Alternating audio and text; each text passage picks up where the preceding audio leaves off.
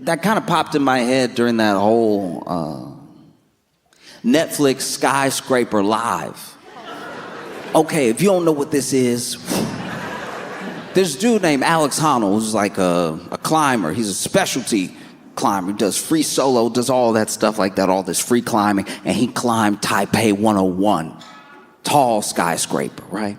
And the entire time he was going to do it, it was leading up to this live event that was going to be on Netflix. And I think everybody tuned in to see if he would die. I think, like, that sounds grim to say, but Netflix trying real hard to be the first streamed death. Like, they want it bad. You can tell they want it bad. They're like, yeah, let dude go ahead and climb up the skyscraper with no rope and let's just see what happens. It's like, that's, from the people that brought you Squid Game, yeah, y'all want to see something horrific. That's true. That's just a fact. And then he takes off. This is what the only thing I didn't like about it is that he is doing this incredible thing, but they clearly didn't program the thing that well because they were sure he was gonna die. I'm just being honest with you. They didn't program this thing that well because they just let this expert climber start climbing, and then he climbed like an expert, so then he made it look easy, so then people weren't as impressed as they should have been. Truly, I don't think people realize what he did. They should have had me climb first.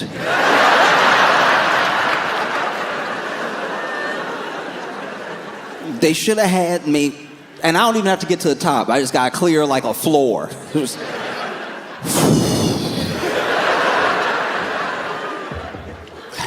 Okay.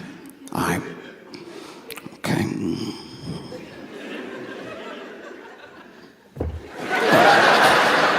No, I didn't like the way my foot went. Okay, all right.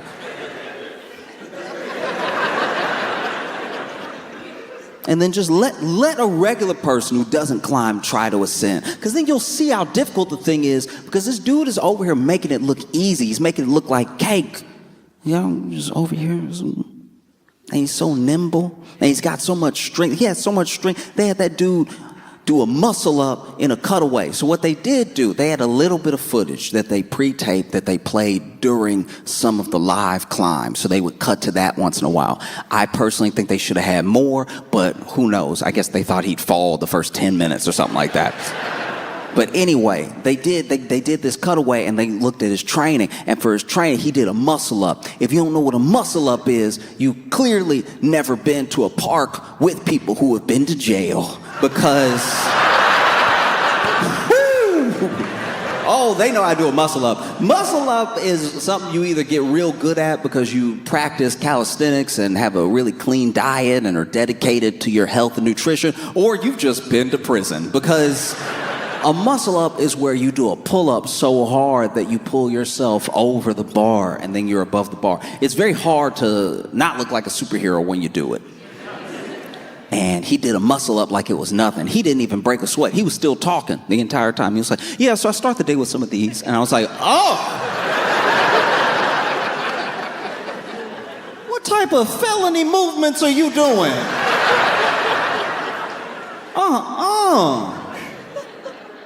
And so, yeah, have me up there, you know, trying to figure out, because everything looked flat. How do you climb flat? Even Spider-Man looked like he's struggling sometimes. How do you climb flat? Now, this dude's climbing a corner all the way up, 100. I think if it were me, I'd be like, okay, all right, let me get.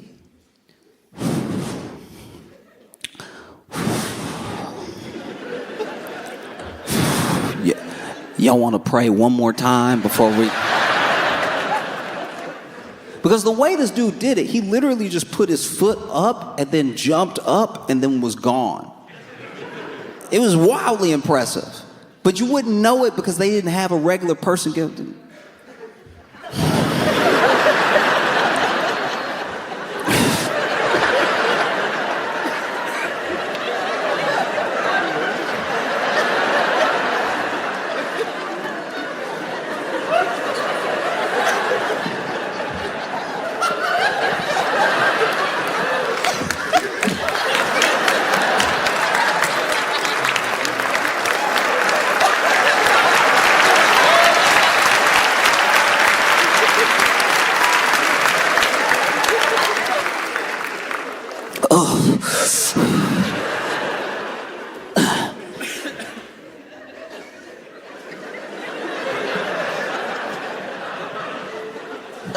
All right, yeah, y'all give me a second. Yeah.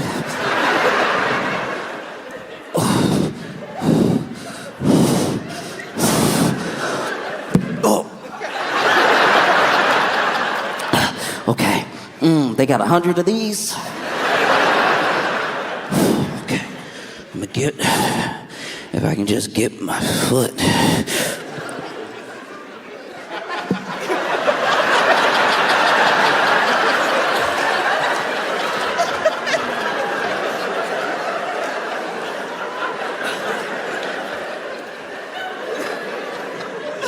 Yeah, he got it.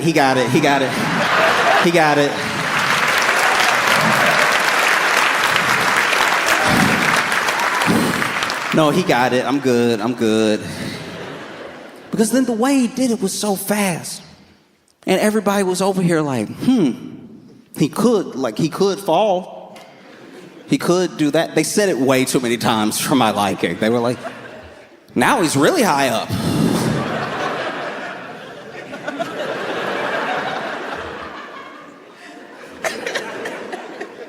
And they kept doing this thing, instead of like showing us, once again, through someone else, how insane this thing is. They just kept saying how insane it was. They were like, this is crazy. I can't stress this enough. My heart is racing. This is crazy. It's so crazy. After like 5 times, you don't believe someone. Even though what they're saying is true, it is crazy. But once again, just have someone like me. Let me start at the 50th story. Because they would get him, he had like these 8 points that he got to where he could like kind of take a break because he had to get through something really hard. And then once he stood up, it was like flat until he climbed up to the next height. Once again, you need someone who doesn't climb to step in again at that stage. Let them start like 30 stories up. No, just let them start like a general 30 stories up.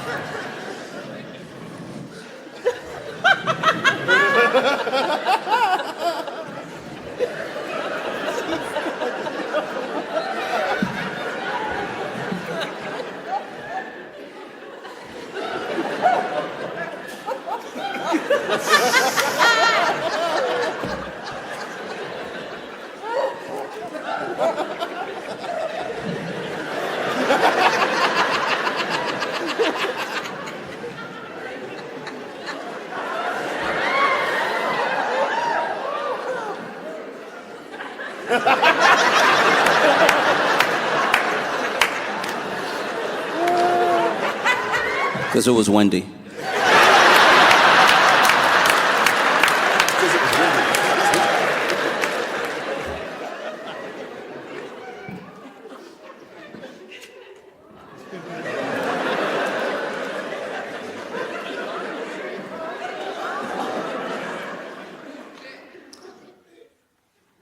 No, I think I'm good. I think I'm gonna let him do it, actually.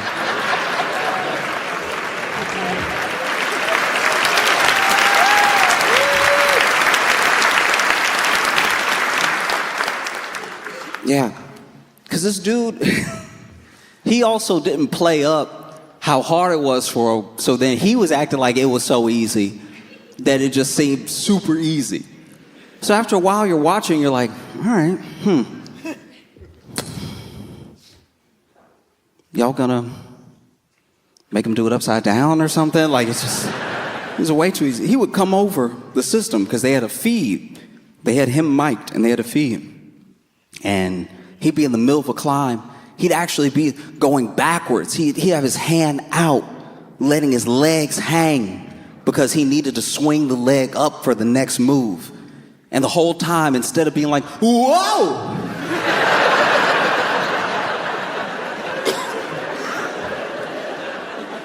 This man was over here making me bad. This man was over here, hey, can y'all put my music back on? Can you put my music? It just doesn't really feel like somebody defied death that hard where they're like, hey, can you put the music back on? I'm a little bored. You know? And they had some really cool shots in it too. They had his wife down there on the ground with him. Then she was up at the midpoint and he waved to her in the window and everything. And she was like, hey. Because she had never been there before with him while he was doing one of these things. Because why would you? No, truly, why would you? Why would you? Let him do it. That's his thing. Let him do it. Let him come back home. Why traumatize yourself watching him? You know? Because then he was over here, you know, in one of the documentary portions talking about how, you know, he has kids now and everything, and people always ask him if it's different doing this stuff before he had kids and doing it after. And he was like, well, before I had kids, I never wanted to fall. And now that I have kids, I really don't want to fall. And then that thing, I mean, to the best of my knowledge, I think it hit like number 3, number 6 on Netflix. What do you have to do to be number 1? Like, that's crazy. This man climbed a skyscraper live. Didn't hit number 1. That's why I don't know if I like that top 10 system. Because sometimes, like, murder documentaries will be all there. And if I get murdered and somebody make a documentary about it and I hit like 8, y'all better try again. No. Nah.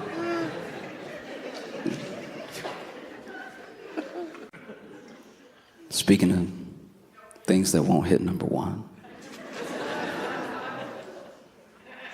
Melania had a documentary come out.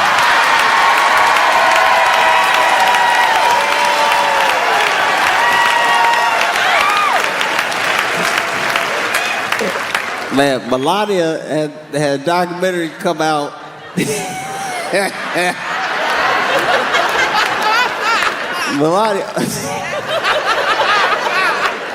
Melania had this documentary come out, and let's just say, if it were an album, it would have hit aluminum by now.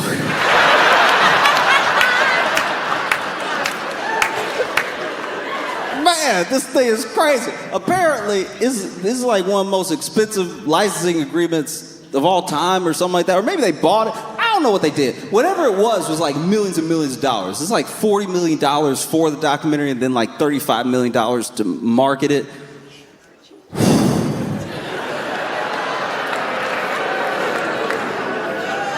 You don't have to boo, you're already not there.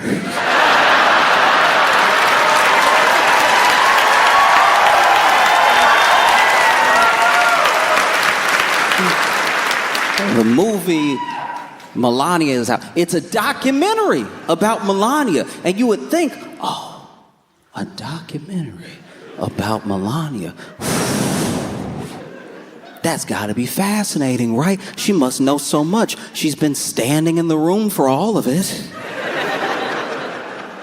You know? Come on, a movie about Melania. Yeah, I'm curious about Melania's life. How did she... How? All of it. How all of it? How? I remember even before he was president, I remember seeing sometimes, you know, like Trump with a beautiful woman, and I'd be like, how?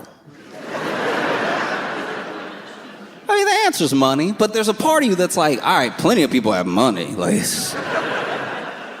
but Melania specifically, I was like, how? How? It's crazy. And yeah, it went worldwide. Because I guess you can release anything to everybody.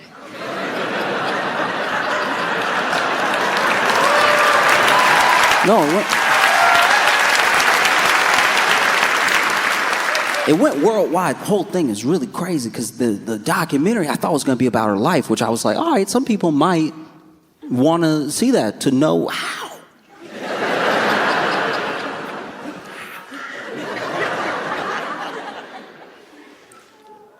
Because we don't really hear from Melania a lot. And when we do, it's not great. Do you know what I mean? Like when we hear from her, we're like, oh, I'm starting to understand how.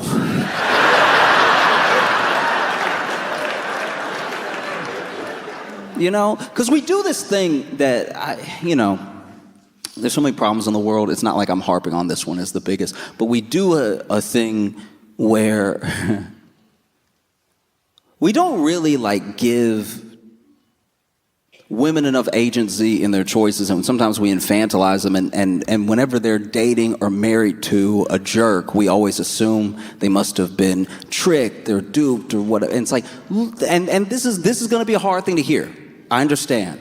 But maybe if someone that you know is dating someone that sucks, it might be because they suck too. Like, we did a whole thing in the first term where it was like, oh my gosh, save Melania. Oh my God, like the poor baby. She has to be first lady, and he's like right there. And meanwhile, look, Melania can not only take care of herself, but she's there because she wants to be. She may not want to do everything. Don't get me wrong. She may not want to do all the responsibilities. But that position in life, being his wife, she's there because she meant to be. She didn't wake up and go, oops. You know what I mean? She's right next to him, and she knows. You can tell she knows. Because whenever he put out his hand, she like...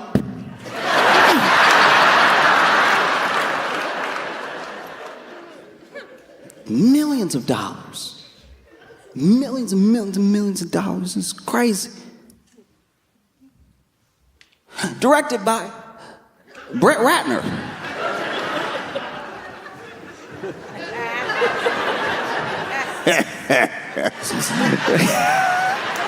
Directed by Brett Ratner.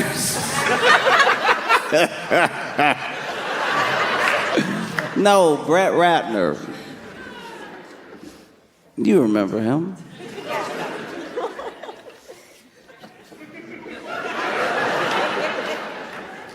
Yeah, Brett Ratner making a comeback with this documentary. Brett Ratner directed Rush Hour. Yeah. He directed Rush Hour, and he is a monster? Like, it's crazy. It's great. I would have loved more questions from Melania about linking up with Brett Ratner to direct the documentary. I'm sure I would have asked her, and she would have been like, oh. They say Brett Ratner is Predator, but he didn't even direct that movie.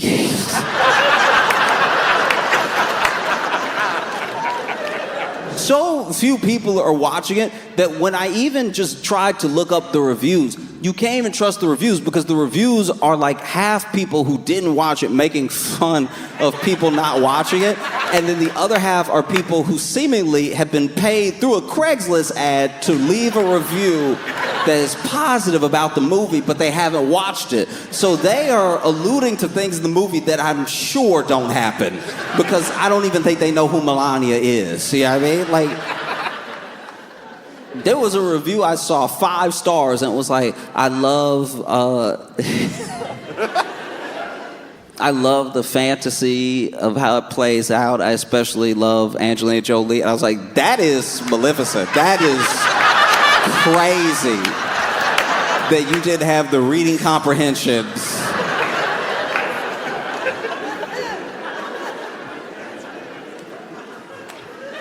And then I saw a bad review, and I know they didn't go. I know they didn't go even give the movie a try, because the review was 1 star, and it said, wish I could give it no stars. I died in the theater. We know that didn't happen. How you typing? We know that's not true. Admittedly, I haven't seen it. This movie is bombing though. This movie. No, this movie bombing bad. This is crazy. I've never seen anything like it. There was one night, it looked like they sold like 2 tickets in London.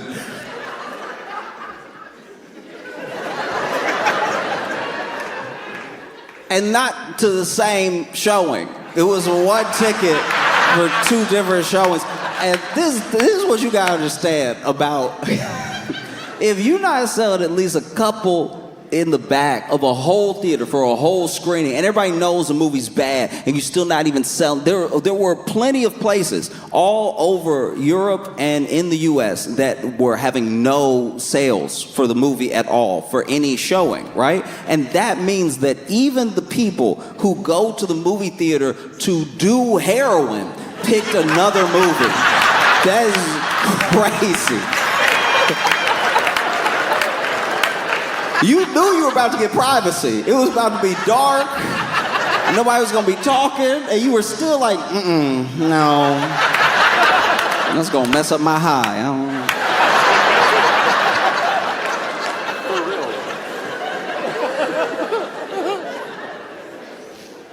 No. You know the movie bad, too. You know the movie bad because apparently 2/3 of the crew didn't want credit for working on the movie. I don't know if you are familiar with Hollywood, but there's not a wide range of jobs right now. There are some people that are like, I'd rather them think I have a 10-year gap in my resume.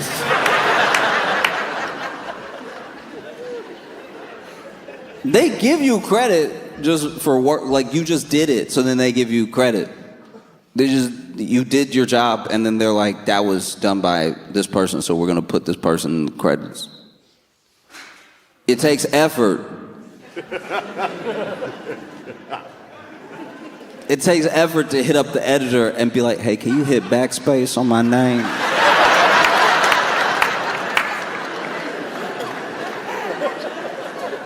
Bruh, just do me this solid and just lay that knuckle on the space bar and hit backspace a couple times. If you can't delete it, can you change it?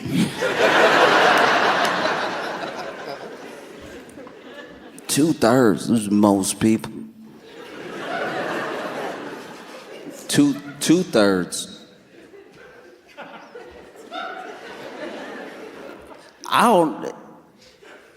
Who want credit? Craft service? Who is? In my head, I'm like, wow, isn't that bad? That then it gets done, and then they're like, oh, I don't want anybody to know that I was holding the boom for this. Imagine you over here.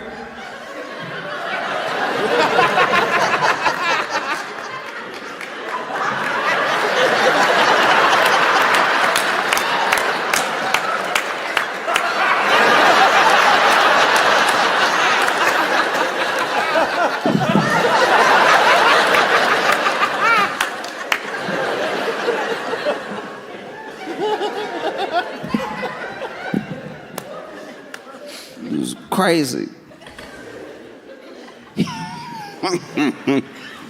Yeah, because who would have thought? No, who would have, especially,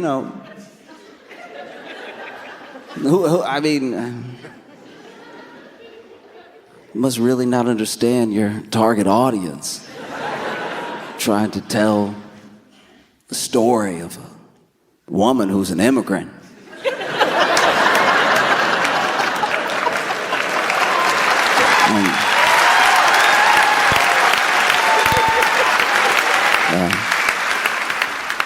They're speculating on what the movie is going to gross. I think it's going to gross gross. I don't know where do you even go from here? It's like I thought this was going to be like her life. Apparently, the movie is like the first 3 weeks of January. Leading up to the inauguration. It's like when I heard that, I was like, oh, what? I thought there'd at least be some mystery in it. You know what I mean? I thought there'd be some questions answered, like, Joe. Because that is a doc I would watch. It's like, if you actually had a timeline of Melania as a documentary, and you did the whole, I would be like, yeah, no, I need to know. That's the closest thing we're gonna get to some sort of structured through line on the Epstein files. You know what I mean? Like that.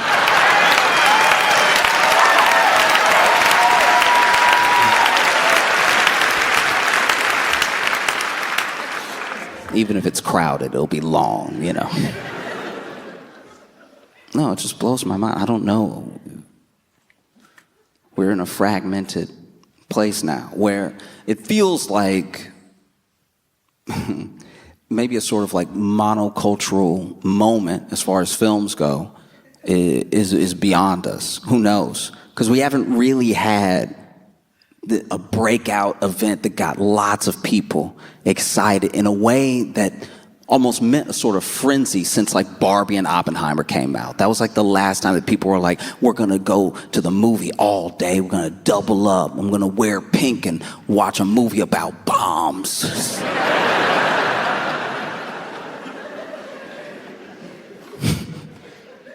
Or go see Barbie in a top hat or whatever.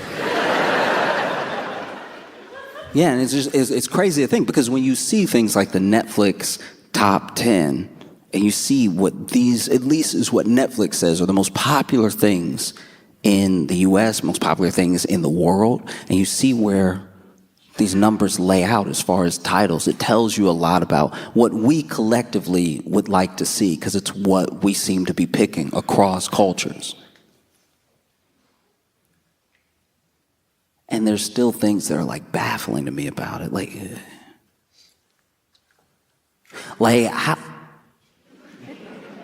how did he not hit number one? Like, just, he climbed a skyscraper. What else do you have to do?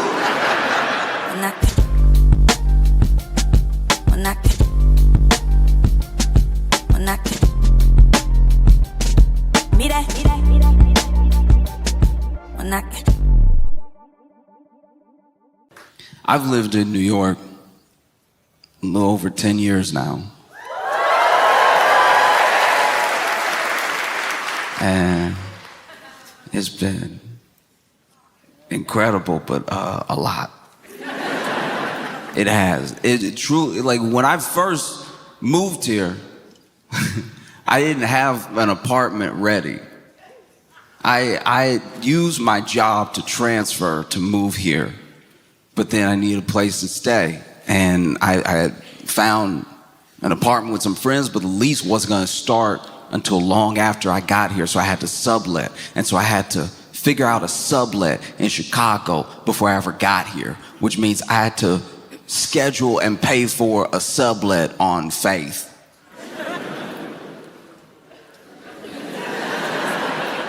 I didn't get to look ahead of time, I just saw pictures.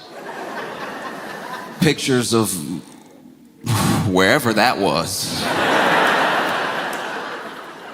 Because I get into town. This is like, I get to New York. I got like 2 suitcases and my backpack. Everything I got in it, stuffed in it. And then I get to the sublet and I walk in. You know, some of the people I'm gonna be staying with let me in, give me a key, because we're all subletting. Turns out everybody in here doesn't live here. We're just an entire apartment full of subletters.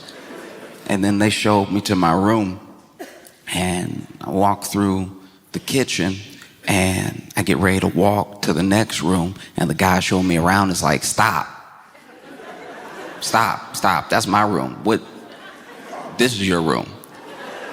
And I was like, oh, that's interesting, because this is the hallway.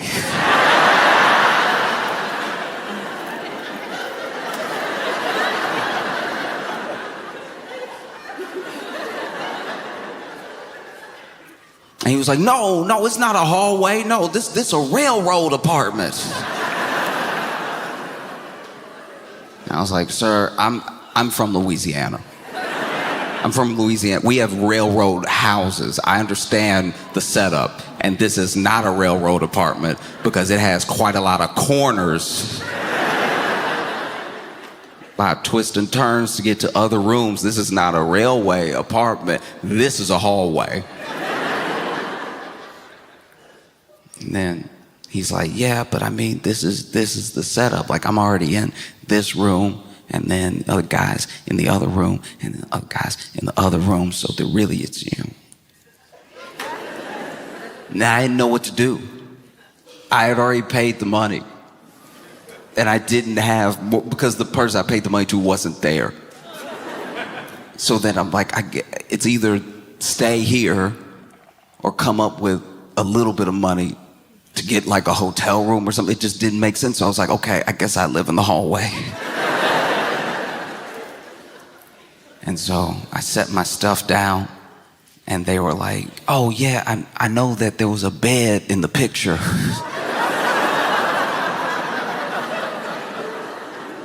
And in my head, I was like, how do you know there was a bed in the picture? I thought you were also subletting. It's like, I know there's a bed in the picture, but you could do what I did when I first moved to New York. You could go ahead, go to Target or something, get one of those air mattresses, and just keep returning it before the warranty is up.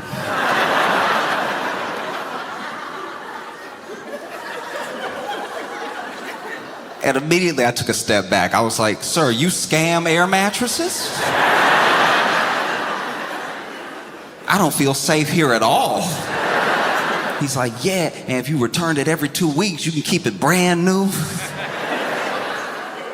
I was like, oh, all right, I'll look into that. And the first night, when I moved to New York, I got here in like the afternoon, was immediately devastated by my living situation, but then went out and went to shows, went to as many shows as I could. And then it came time to come back to my hallway. And I was standing there for a second. I was looking around. I was like, you know what? No. You got to draw the line somewhere. And so I went into the living room and I slept on the couch. The couch is all right. And some time passed. We all got along pretty well, except for one dude.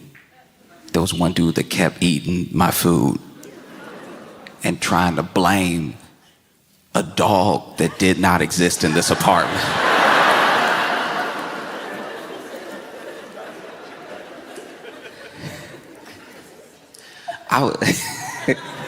I came back one day, and like the bagel I had just left on the counter was gone. And so I was like, hey, does anybody know what's happening? This is crazy now. Like, what's going on? He comes out of his room and he's like, oh, that doggone dog came in here. I was trying to wrestle it from him, but I could still see like poppy seeds on his lips.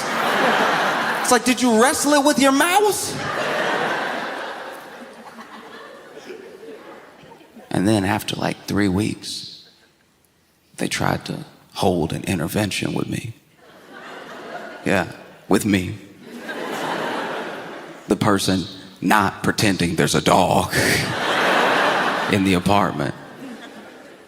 And this is the thing, this is what bothers me. Okay, obviously it sucks that, he stole some of my food and that he lied about it and everything. But then just to try to keep the lie up, he would make random dog noises in the apartment.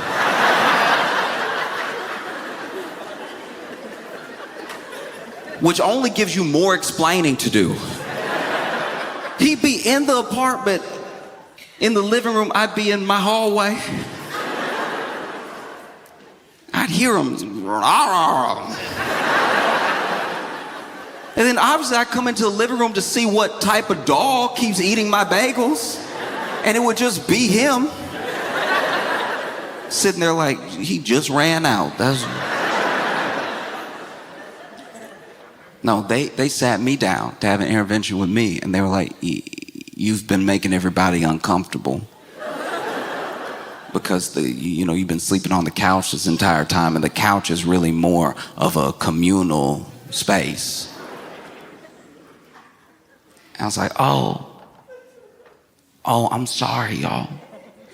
I'm so sorry. I didn't realize. Ooh, I see where you're coming from. Because you know what's also a communal space?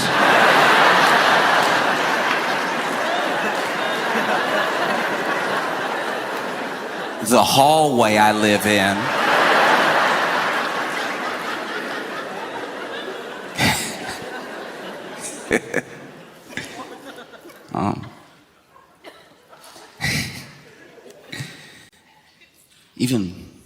Even being here for things like the snow, like I'm from Louisiana, so snow is still majestic to me. Whenever it really snows heavy, I'm like, wow, look at it coming down all slow. I still do that thing where I try like trace snowflakes all the way down, make yourself real dizzy. No, snow is incredible. Except for here. Don't get me wrong, it could be beautiful. If it's gonna be like a real blanket of snow and it's gonna stick, then yes, everything's covered in white, it's gorgeous. If it's just kind of snowing, if it's just lightly snowing, if it's just sleeting a little bit, it is one of the most disgusting things I've ever seen in my entire life, because it hits the ground, it immediately disappears. It goes into some sort of camouflage mode that's just made for slipping.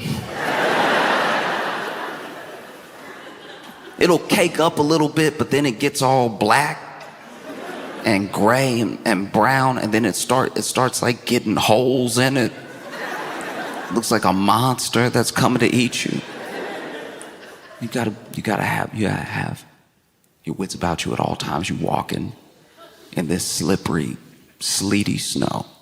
Because if you fall, you have fallen into wet New York.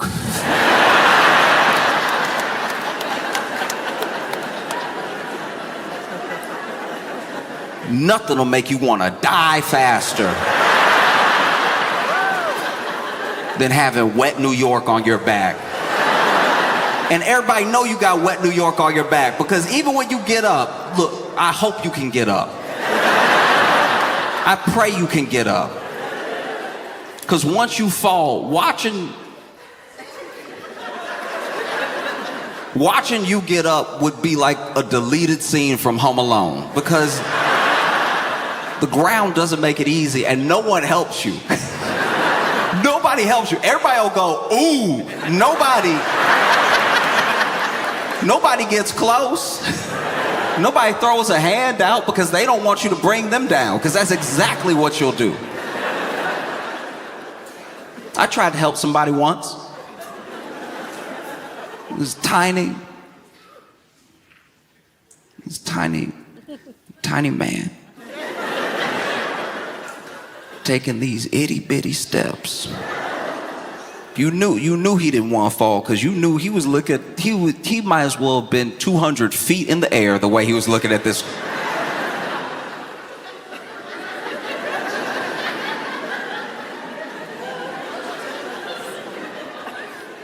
He was taking weird turns for no reason. He was like, avoid that, no. He was taking rights and lefts like he was driving. And then this man took one step. Just took this one step. And as soon as he put his foot down, he was like, oh.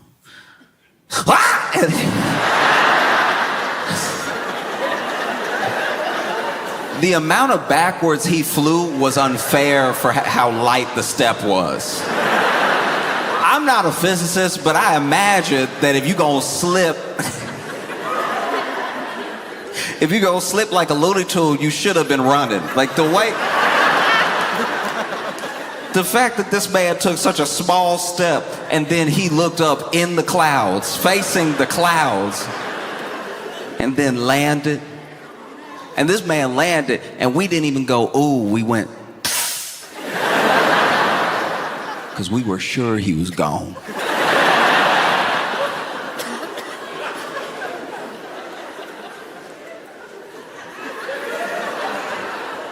That fall was up there when like somebody in their 90s take a nap.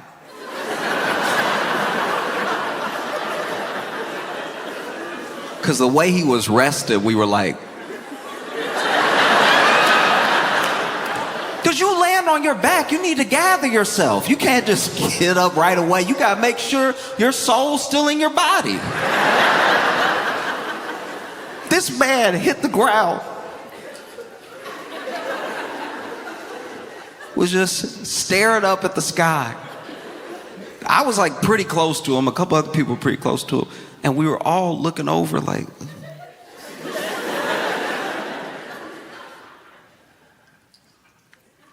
We thought...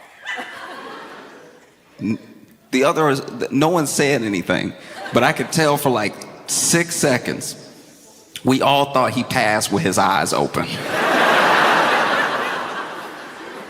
Because he was over here looking.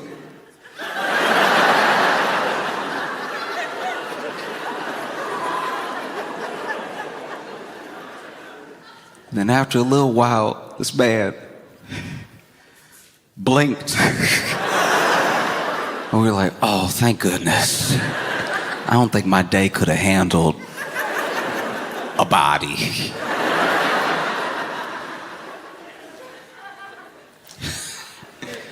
And so then I go to help him up. I'm like, ooh, sir, are you all right? Are you okay? And he didn't say anything, he just kept blinking. Then finally, he like saw my hand, and he stuck his hand up. And I don't even really feel like I had time. I didn't really have time to grab his hand. I feel like as soon as our fingertips touched, he was like, ha!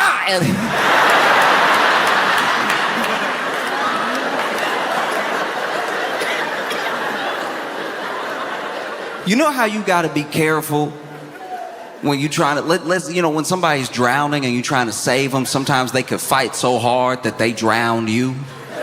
You know, they over here pushing you down, trying to stay above the water and everything. As soon as I touched this man's hand, he pulled me down in a way that wasn't pragmatic at all. Like, I didn't have my bearings, I didn't have my knees bent, ready to lift him up or anything. He just pulled as hard as he could, and for as little as he was very strong. He was very strong, and admittedly, I'm pretty light. And so as soon as he pulled me, I could feel the whole thing happen. I could feel my hand. I was like, sir, are you all right? And I stuck my hand out. And I swear it happened in slow motion. I swear.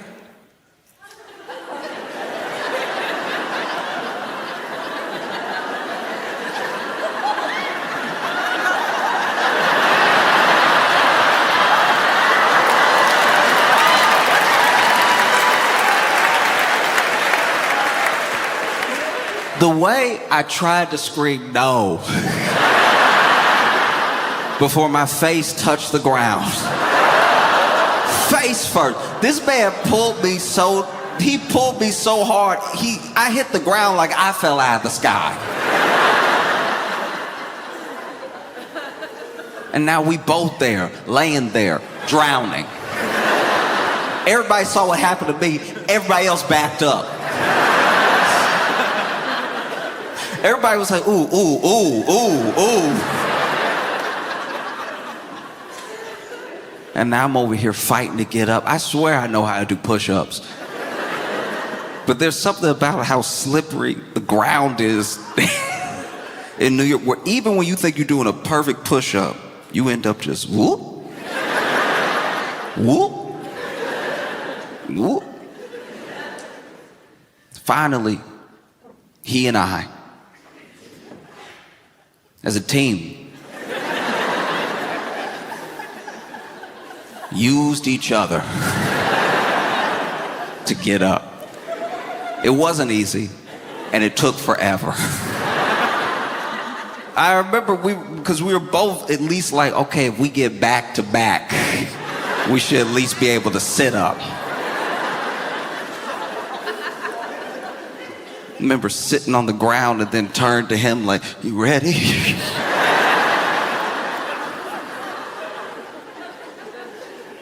We finally make it back to our feet. Nobody helped us. And we were covered in wet New York. That ruined my entire week. I think I got some of it in my mouth. It's one of the most disgusting experiences you can have. I remember I thought I was somewhat ready. When moving to New York, I thought, okay, you know, they have a bus system. I'm living in Chicago. I'm used to a bus system, used to a train system, you know, like I just got to figure out the schedule, got to figure out my routes and stuff. I should be okay. It was very different than if I had moved straight to New York from Louisiana. You know, I had a little bit of an adjustment, so it wasn't as much of a culture shock. But I wasn't ready for some of the versions of the things here. I took the bus in Chicago, took the bus all the time, but Chicago's on like a grid system. You know, you take this bus, it's gonna go that way. Forever. It'll go that way till you're not in Chicago anymore. You take the bus here. To be fair, it's different in the city. Sometimes in the city, it's pretty straightforward. It's just like here to over here, and it's gonna be miles long or whatever. But taking the bus in Brooklyn, that's the most like carpooling I've ever felt on public transportation. There was a couple buses I would take when I first moved here, when I was like getting my bearings and everything, and I got to know some of the people. You know, on my bus routes, I got to know some of the bus drivers. You know, I remember one who was training, and I could tell he was training because this wasn't the bus route.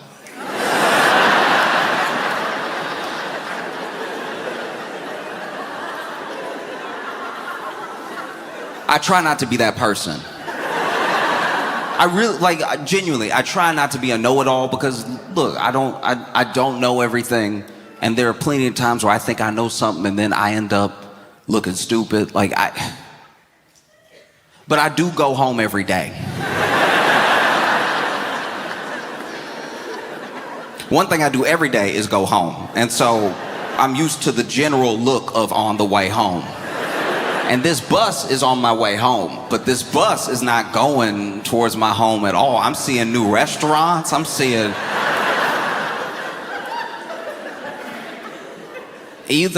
I'm looking out the window and something is wrong. None of the familiar checkpoints, none of them. Also, people keep pulling and he's not stopping.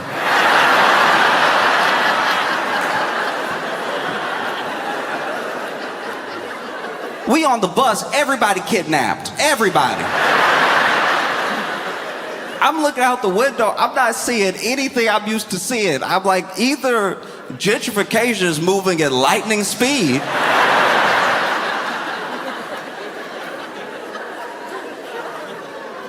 or we are not on the route home.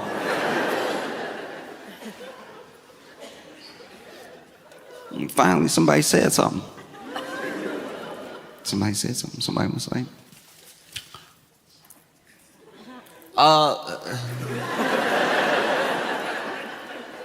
because you never know, you want to be respectful, but you don't even know what to say. You don't even know what to go, Mr. Bus Driver?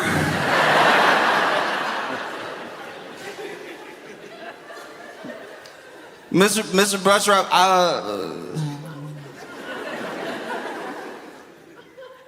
I don't think we on the way home.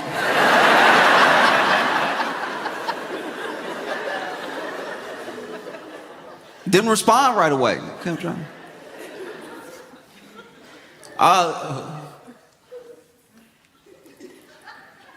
Mr. Bus,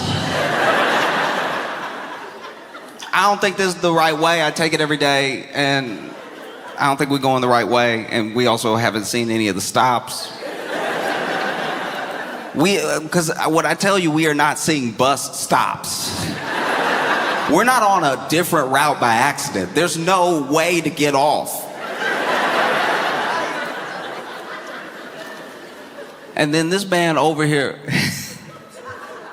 huh?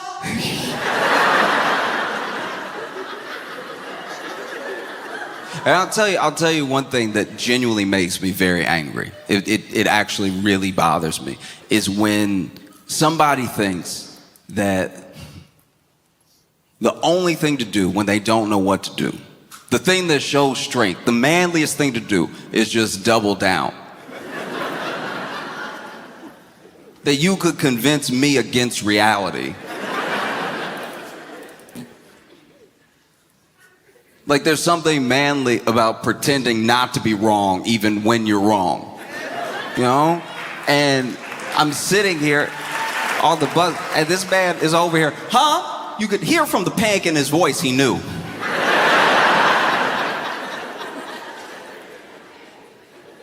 I don't think we're going the right way. No, we on the way.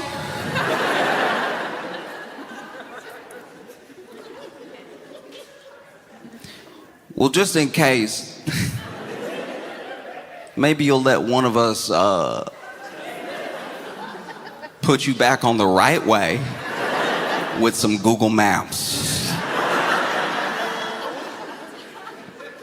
Imagine standing at the front of the bus. No, you're gonna want to take a left here.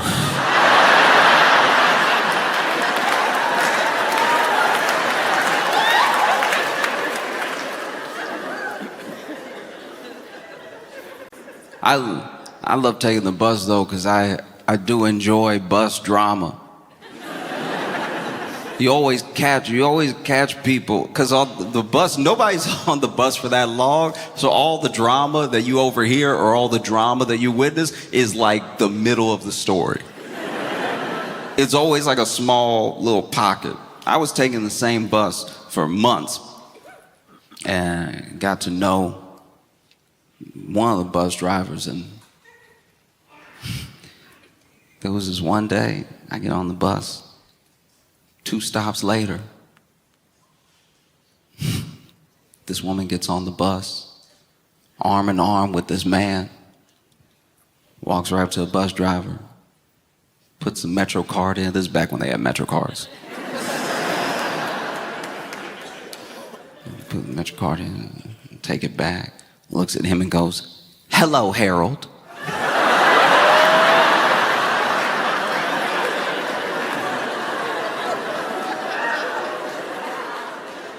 I couldn't pull my AirPods out fast enough.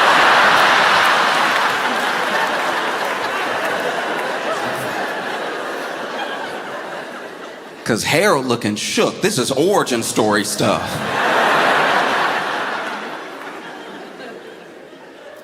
"Hello, Harold. How you doing?"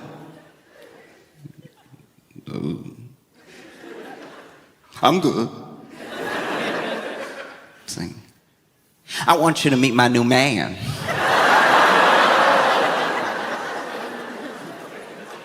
His name's Ethan." And Ethan's standing there like he didn't know that this is why they took the bus. Like Ethan not trying to flex on Harold at all. He looked very confused. Like,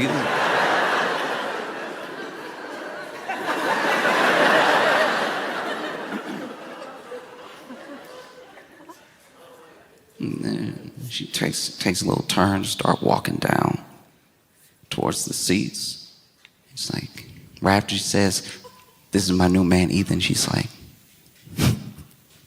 "We're headed back to his place."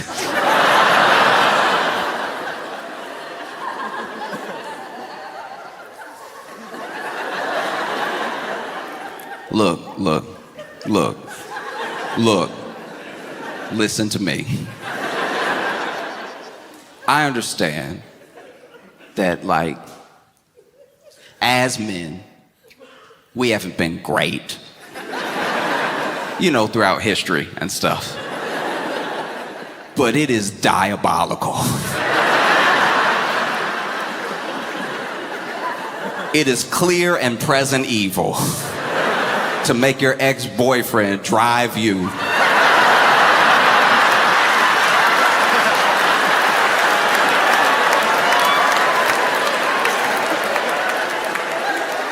to your new boyfriend's house.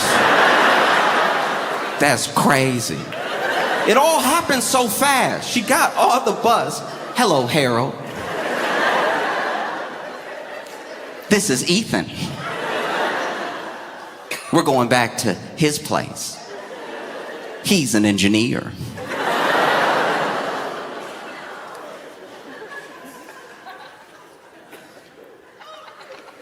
And poor Harold sitting there. Closed the door.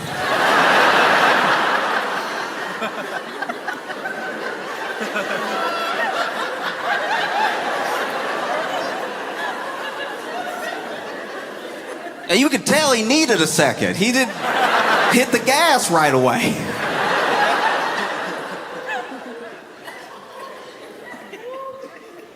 You know, Ethan walking back there with his girl, and he clearly feels some type of way. Harold couldn't just let that go unanswered. No, he's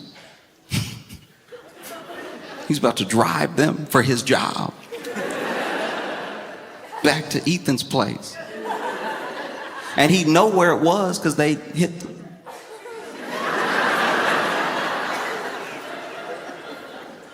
they pulled.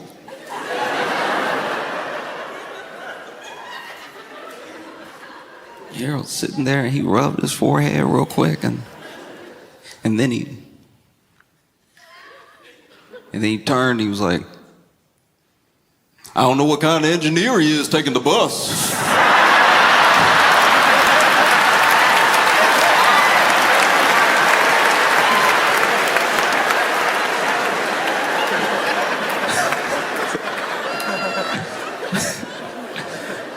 Ethan was standing there like, what did I do? I didn't.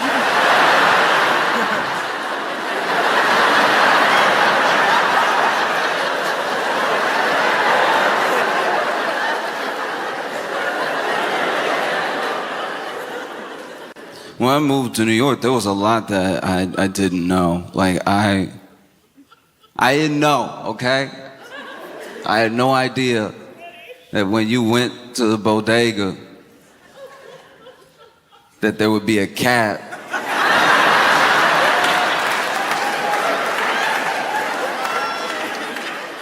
The first time I went to a bodega and I saw the cat, it was just me, I'm just being honest with you. I walked in, I was like, okay, unprofessional.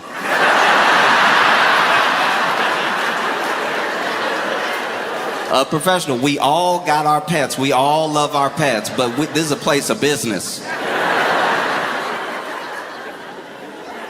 People don't just bring their cat to the office.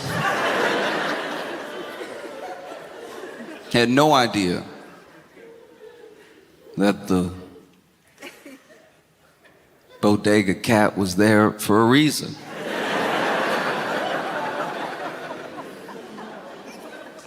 I had no idea bodega cats were there for a reason until I walked into a bodega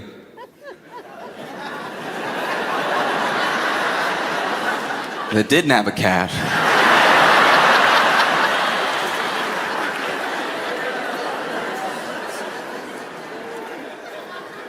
And I saw a rat. And I didn't just see a rat. I saw Mr. Rat. Because I walked down the aisle and I see this rat. And there was a time back in the day where there were only a few rats that were this brazen. They all used to be a little bit more skittish. Remember, pre-COVID, pre-COVID, you would see a rat, and that rat had the Christianity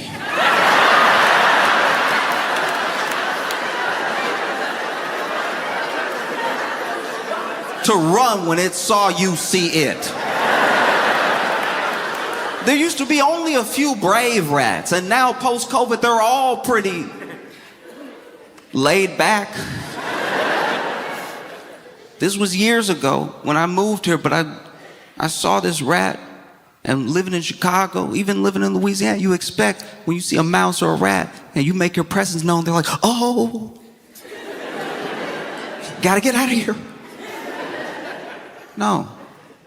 I walked out, I see this rat sees me. This rat actually looked me up and down.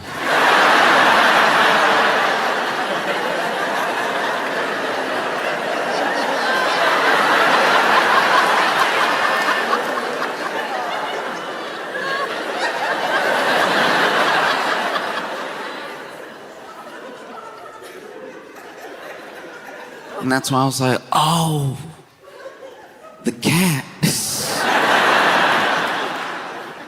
I see. I get it now. No, because you would see these bodega cats, not necessarily friendly, not always down for a little pet or anything. No. And they'll be perched up too. They always find somewhere that's comfortable for them. It doesn't matter where it is. It'll be on the snacks. It'll be on the saltines you need, but that's where they'll be perched up somewhere.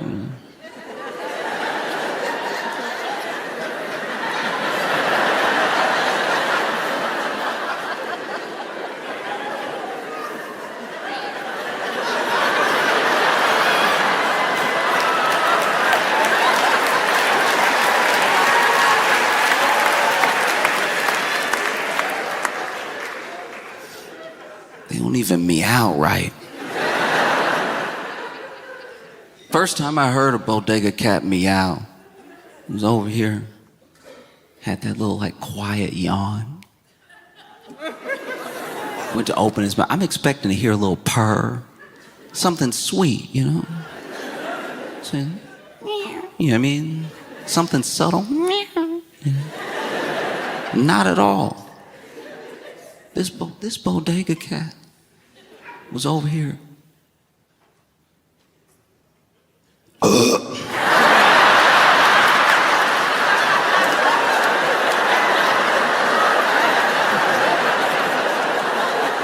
I was like, this is an uncle. This is this is crazy.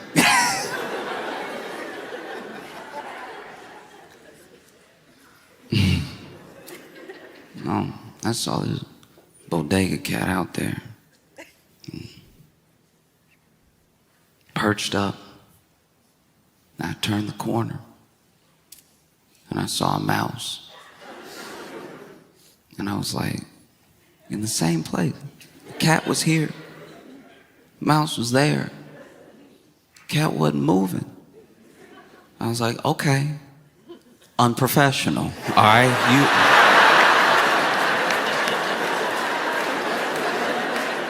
You supposed to be at work right now. This.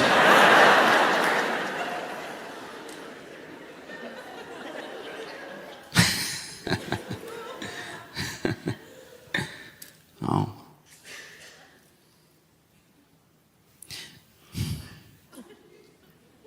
Like, I get that they're there to serve a purpose, you know. The cat takes care of the rat. But then, different time, I was in bodega. We saw this cat perched up, getting real comfortable. Didn't see a rat in sight. I was like, okay, he's been busy. Doing his job. I'm getting my bagel. And then I hear this cat.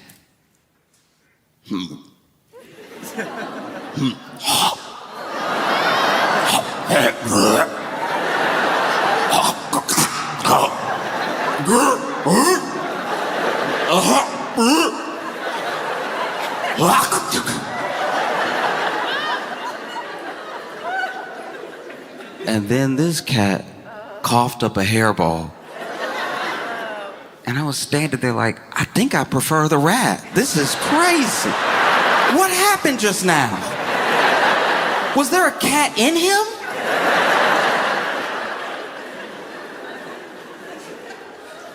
No. Syracuse, please make it loud for Josh Johnson!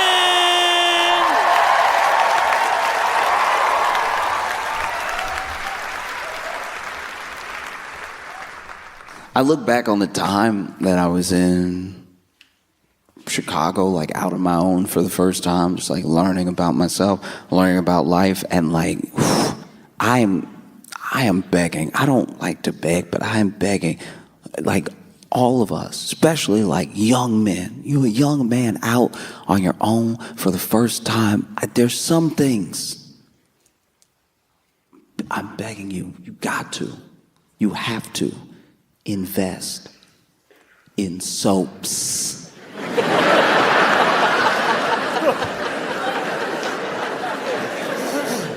I know good men. These are good men. These are good people.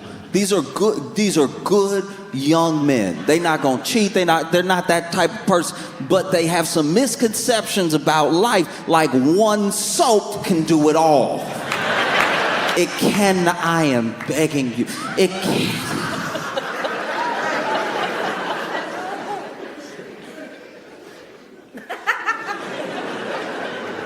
First of all, a bar can't do everything. I had a friend, we were all out on our own for the first time. We all, sharing our experiences, getting our own first apartments and stuff like that. And he had one bar of soap. One bar of soap to do everything. Yeah. There's little things like that. One bar of soap. He had one bar of Dial soap in his kitchen.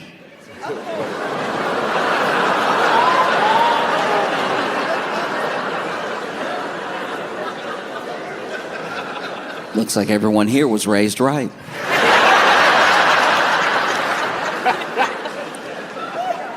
He had one bar of Dial soap in his kitchen. I saw the bar of Dial soap in the kitchen. I was like,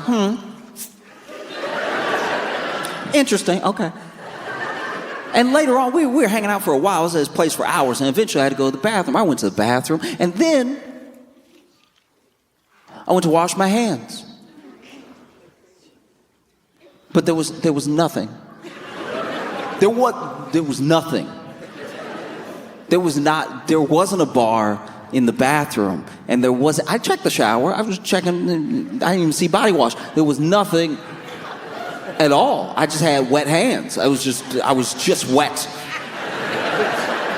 Not clean, slippery. Because that's also a whole different conversation. Just because you have wet your hands does not mean you have clean hands. You cannot just wet your hands. This is how disease spreads. You cannot just be wet and nasty. You're still nasty. You're just nasty, but slipperier now. In fact, you've become a super spreader. You now easier to be nasty because you can flick the nasty. You say you wash your hands, you wet your hands. So then, I'm over here, okay, there's nothing in here. There's not a single thing, and he lives alone, there's not a single thing in here. So I was like, okay, look, maybe I caught him on a bad day. He needed to go shopping, something like that. So then I did something I very rarely do, but I went ahead and under the sink, opened the cabinet to see if there was just a bar there. Nothing. He didn't even have cleaning products or medicine, or there was just pipe under there.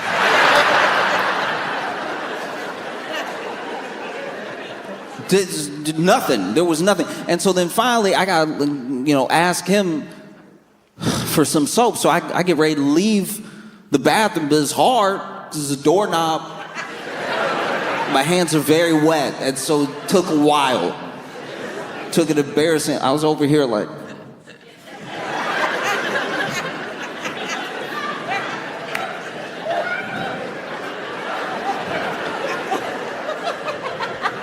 I finally make it out of the bathroom.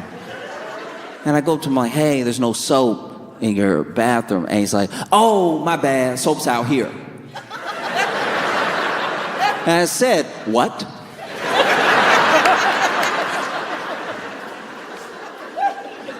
And he's like, yeah, the soap's out here. And he pointed to the soap that was on the kitchen sink, the dial soap that he apparently also uses on the plates.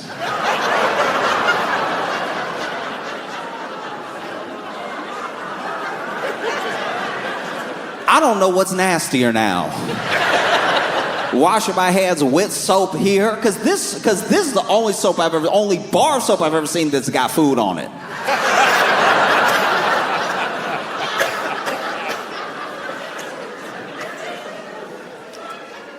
It's insane.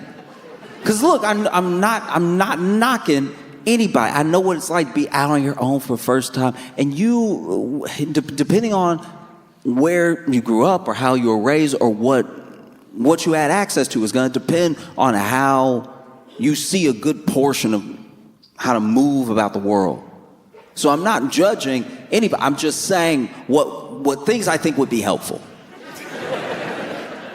You know? I've been broke and on my own, but you know the things that you're working towards. You know what's in front of you. I'm not saying it makes it easy or affordable. I'm just saying what's in front. Every man in here, every single man in here, I don't care your age, please, I am begging you to have at least in your domain. I don't care if you got roommates. I don't care if you share a couch. In your domain, please have at least one full body mirror. We are leaving the house looking crazy, and we have no idea. We have no idea. And nobody gonna tell you. I've left the house looking insane because I didn't have a full body mirror. I was over here.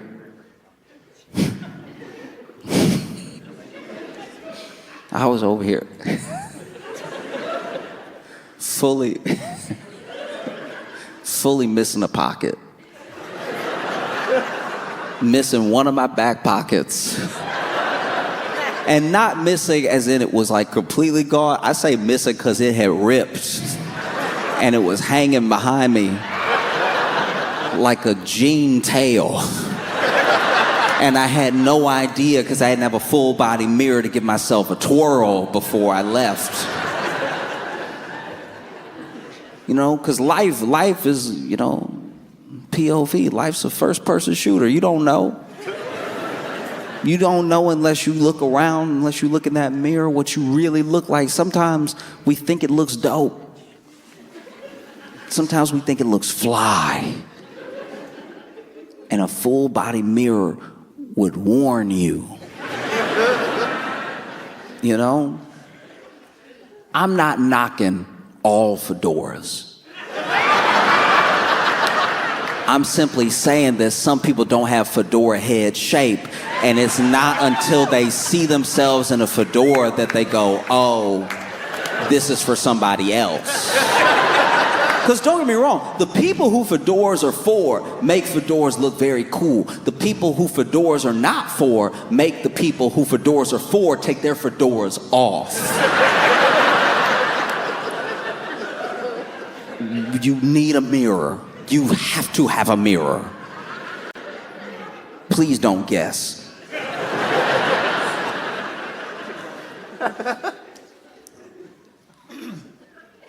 On the subject of soap, like this is the other thing. Every soap has a purpose. It's been figured out already. It's been market tested. Our grandparents divided the soaps. Our ancestors had soaps for certain processes. I know times are tough. I've been broke. But there are some things. My buddy, I was at his place and I just went to the bathroom once again. We over there for hours playing video games, everything. I go to his bathroom and all I see, I wasn't even being nosy. I wasn't looking into his things because I could see it. I could see it right in front of me because he didn't have a shower curtain. So I could see everything that was going on. I didn't peek behind the curtain to be like, ooh, what does he use? No, it was right in front of me because he just lets the whole bathroom get wet. Please buy a shower curtain. Please buy a shower curtain. This is why you got men running around with PS5s, because they think they have this extra income that should be going to... Don't get me wrong, the PS5 is important. It is important. But it is not more important than a mirror and a shower curtain, which are much cheaper than a PS5. You could have bought the PS5 and one less game, and you would have a shower curtain and a mirror. No shower curtain. So if you turn a shower on, you're just about to fight for your life on that tile. But then I see in the shower, no body wash. I see Dawn dish detergent.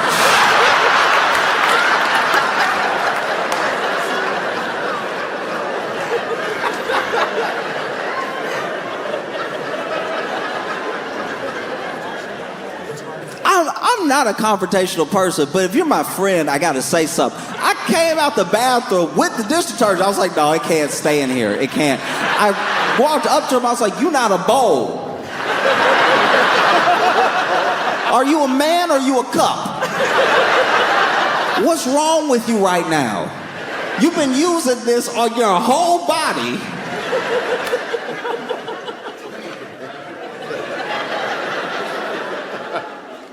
This fool over here, it worked for the ducks.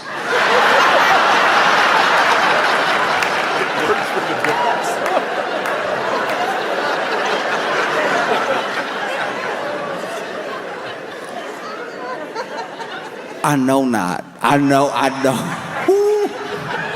You did not just tell me that you watched a Dawn commercial of them washing a duckling that was a victim of a disaster and thought to yourself, that'll work for me too. I get greasy too.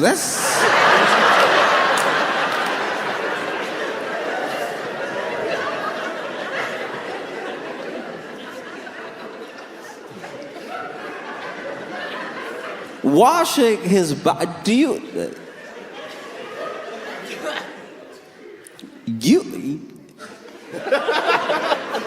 every crease of every crack in your skin is ashy right now.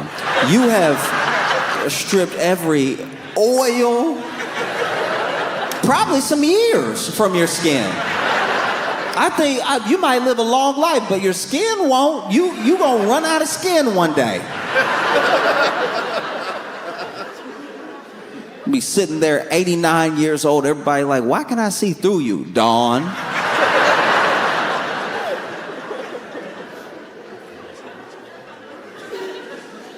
Dish soap. It's tough. Cause they don't see anything wrong. They don't see what's with one bar for the whole house. With dish soap in the shower. One friend, he's a friend. He's a good person. He's a good man. He's one of those good people that does the good things that we think we'd do if we had the time. He makes the time. This man volunteers. This man looks out for people. He's a good man. Truly. But when I found out he was taking baths with laundry detergent,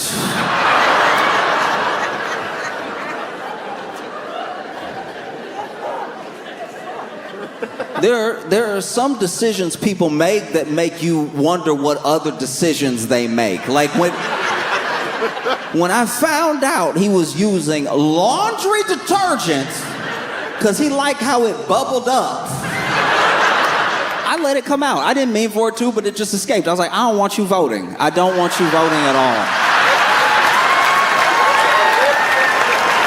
That's crazy. That's one of the craziest things I ever heard what you just said to me. It doesn't feel crazy while you're doing it? Because look, I'm also not better than anybody. I'm not over here pretending I just know so much. Once again, I think it's like some of it's upbringing. I was raised by my mom, my aunt, my grandma, my granddad and everything. My dad as well, but there were just certain things.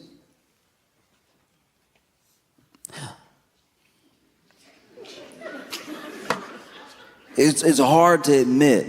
As a man, it is hard to admit, but it's important. It's important that you take everything that you hold on to about what you think life is, and every once in a while, you just question it. I'm not even saying you gotta throw out all your beliefs. I'm not saying you're wrong or dumb or anything. I'm saying that every once in a while, you take a second, really think about the things you believe, and really ask yourself why you believe those things. Are these just the things that your parents believed? Is this just what you watch other people do? Do you do it to fit in? Is this really how you feel when you're all by yourself? Really question every belief that you have, because when you question those beliefs and you actually have answers for them, it reinstills your faith in the things that you believe. One of the reasons some people are so scared to have a conversation about anything is because they don't really know why they think what they think. And if they get asked a single question that questions anything about what they think, it freaks them out. It rewires their entire worldview. And so I'm just saying, maybe something happened when you were young and it was acceptable, but then you get older and people tell you that it's not, and you hold on to it. And you hold on to it because it's familiar, or you hold on to it because you're like, oh, if I'm wrong about this, what else am I wrong about? You don't have to spiral like that. One idea doesn't mean all ideas. Everything can be handled in its own compartment. Maybe there are parts of your upbringing that are incredible, have instilled in you what it takes to make a remarkable person, a kind person. And then maybe there are things about how you grew up that you maybe want to leave in the past, that you don't want to pass on to the next generation. When I tell you all this, it's to say that, like, as men, I'm begging, as men, you have to buy more than one towel. It has.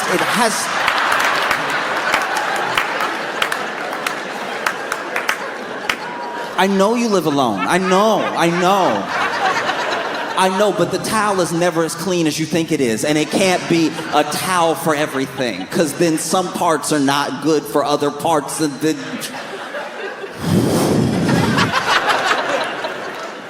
Because I'm telling you, sometimes decisions you make in one area, you can tell you're making those same decisions in the other area, Because the same friend who thought he could clean his entire apartment and himself with one bar of soap also thought one towel will do too. And I was like, you are ground zero for the next COVID. I promise you. I don't even know, you reinfecting yourself daily. I don't know how you ever get over a cold.